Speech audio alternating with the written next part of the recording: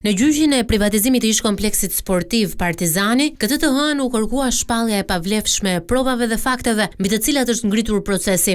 Ish kryeministri Sali Berisha, i pandehur për këtë dosje, nuk ishte i pranishëm, por u përfaqësua në seancë nga avokati Genc Gjokutaj.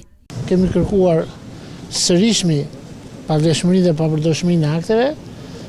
Kemi kërkuar të vinë ekspertët në seancë të shpjegojnë ato akte absolutisht pavlefshme që kanë kryer. Gjatë seancës mbrojtja vendosi 2 video, njërën të kryeministrit Edi Rama dhe tjetra e kreut të grupit parlamentar Tauland Balla, të cilat sipas avokatëve provojnë. Në parlament, thirrja e Tauland Ballës që amanetin e plotësuam, të parin, të dytin, të çojmë Saliu në burg. Edhe thirrja pastaj Edi Ramës nga Asambleja e Partisë Socialiste që po delegjitimohet SPAK-u të veprohet, as më shumë dhe as më pak. Këto janë vepra penale, ushtrimi i ndikimit hapur nëpërmjet medias mbi gjykatën dhe mbi prokurorinë.